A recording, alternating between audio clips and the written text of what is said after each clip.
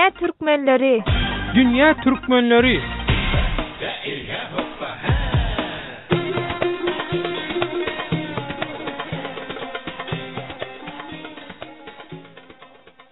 Gepleyer Azatlyk Radiosu. Hormatly radio dinleyijiler, mehriban dogonlar, siz Azatlyk Radiosynyň Dünya Türkmenleri gepleşigini dinleýärsiňiz. Gepleşigimiziň ilkinji mehmany ise köçüşimiz Bahar Azatlyk Radiosynyň Dünya Türkmenleri gepleşigine hoş geldiň.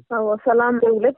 Salam Azatlyk Radiosynyň dinleyijileri. Bahar, ine soňky wagtlarda medpuatda berilýän habarlara görä Türkmenistanyna ykdysadyýetin hasam yaramazlaşýanlygy, hatda gyçylyň başlanyny aýdylýar. Şoň bilen baglanşyklam daşary ýurda işlemäge istem, gazanç etsem diýen adamlaryň sanynyň köpelmäge başlanyny aýdylýar-da. Biziň redaksiýamyzda da hutmen özüme de şeýle islegler kän gelip gowuşdy. Hawa migrantlara da gelip gowuşýar diýilýär. Şoň üçin şu ýagdaý bilen baglanşykly seňem bir görenişden, tejribelen bağ bolsa, bir Dünya Türkmenleri bilen paýlaşaýsaň söz sende. Elbette bize de gelip gowuşýan habarlar dürli. Biri adyp karyklar barada beýnemjini bildirýär, biri pul ýagdaýy, aýlyklar, işsizlik hakynda aýdýanlar, gaty gözgöýni ýagdaýda. Bahar, bu işsizlik diýdiň bolan, hawa sözüň ölýän bagyşla işsizlik diýdiň bolan, işsizlik ol köp wagtdan bäri gün tertibinde gowulup gelýän temada. Ýöne gyçylyk temasy ýaňy ýakynda ýüze çykdy diýen ýaly. Hawa, gyçylygyň birem däl bir onunla misaly bar da elimde şu wagt. Öz jigim aşa wagtda okap ýerşwat talip bolup. Şoň aýdyşyna görä bizde döwlet dükanlara diýe 3 saat oçurup durup 1 kilo şeker alyp bildik diýe 3 oglan bolup diýe. Oňam de kilesi 45 000 manat diýe. Heýbir 45 000 manat şeker alınıpdyrmy bugüne çelle bir iň gowy şokoladyň kilesini 45 000 alyp ýerdik.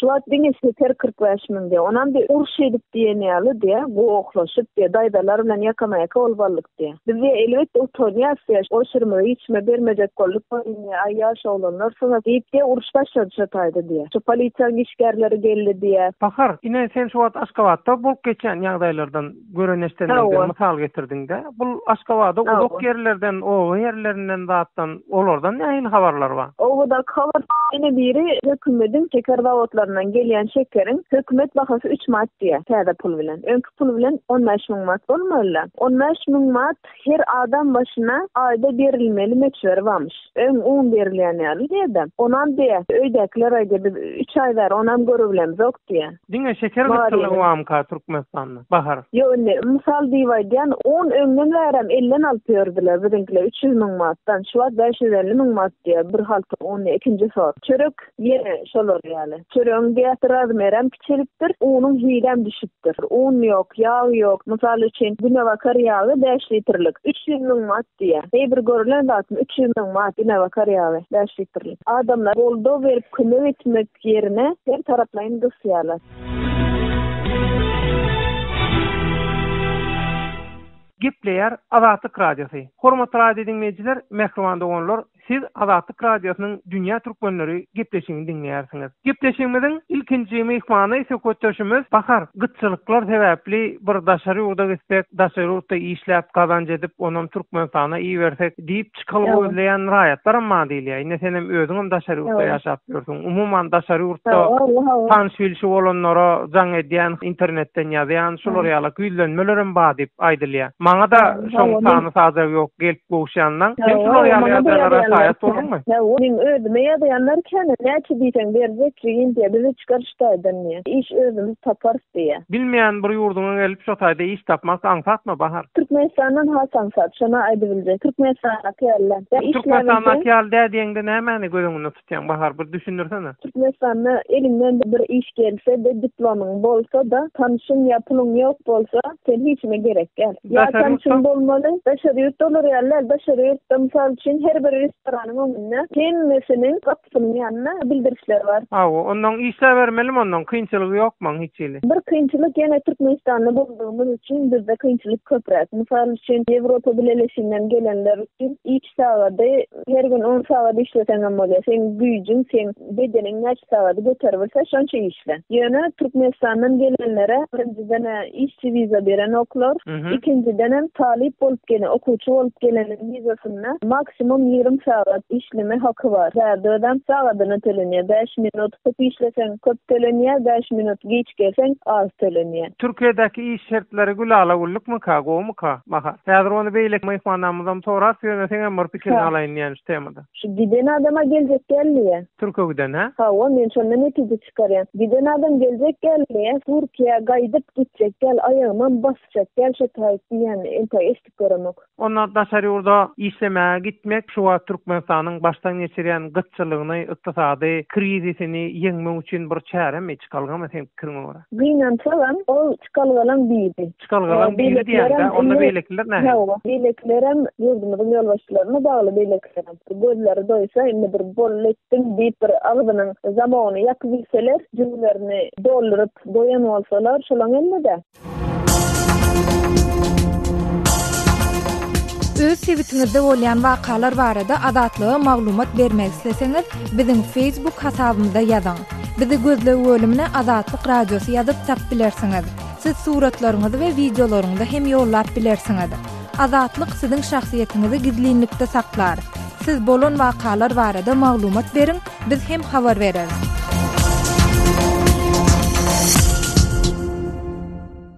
Gepleyer Azatlyk Radiosu, hormatly radio dinleyijiler, mehremanda bolýar. Siz Azatlyk Radiosynyň dünýä türkmenleri gepleşigini dinleýärsiňiz. Gepleşigimiziň indiki mehmany, söhbetdeşimiz Türkiýede işläp beren Türkmenistanyň rahmet migrantlardan Maya. Maya, gepleşigimize hoş geldin. Hoş bulduk. Ine Maya, ýaňy baharam dinledin. Şu Türkmenistanyna ýüze çykan ykdysady kynçylyklar, gytçylyklar barada maglumat berdi. Soň Ýewropa taraplarda iş tapmaň ýagdaýy barada gürrüň berdi. Bolup geçen ýagdaýlarla baglanşyk öz pikirini beýan etdi. Meselem Türkiýede işläp beren bir Türkmenistanyň rahmet migrantlaryň biri. Inni şol Türkmenistanyňky işsizlik diýilýärdi, öň häzirni gytçylyga bolan soň käbir adamlar şol Türkiýe'ye gitsek problema çözülür, hemmedat bilala gulluk bolar, pulluca iş tapar, işler Türkmenistanyňky ykdysady krizis ýa-da gytçylyklar geçýänçe bir salym çydap Türkiýede işler soň hemmedat düzelür diýen ýaly pikir edip biziň redaksiýamyzda hat ýazýan, internetden ýazýan, telefon edýän gaýatlarymyz barda. Onuň şu Türkiýede işläp berenleri paýş edýänler mamysyn hawaýyn ha baharam aýtdy. Indi sen pikiriňe görä, sen meni Türkiýede ençe ýyllar ýary işläp berdiň.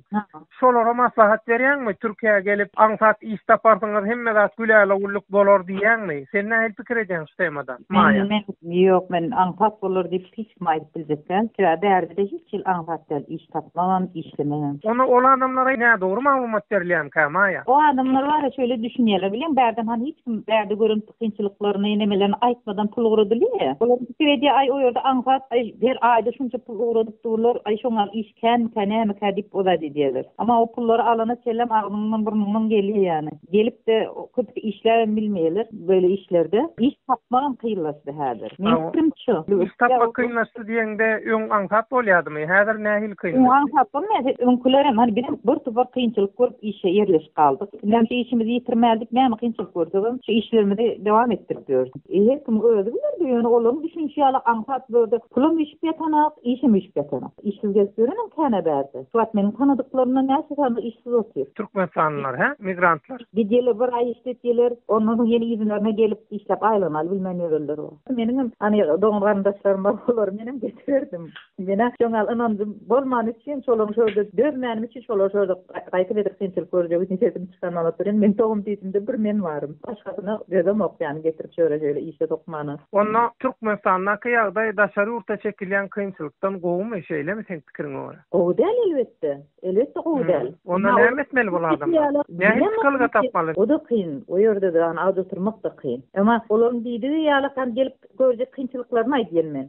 Taparlar 1 ay, 2 ay, 3 ay, 6 ay belki kynçylyk görjekler. Olaryň pikir gelip de bu işe girip sen näme dokununy düzedip gidip bilmeýän. Men näme ýa men böyle Türkiýede ay gelin gulaly gulluk iş var näme var? Niýeti var iş? Hiç iş bilen gullukçylyk, hizmatçylyk hem ýer ýer. Ýerinçi danok bilýärmi? Özüňçe bary ýoklaryň hyzmatyny edýän, her wagt gepini işitýän. Ana şu rastlara döjek bolsalar geltirler. Bir ýyl aç bolmasaň gelmersiň. Maýa, Azatlyk Radiosynyň dünýä türkmenleri gepleşigine gatnaşyp beren maglumatlaryň üçin öz pikirini beýan edeň üçin köp sag bol. Senem sag bol.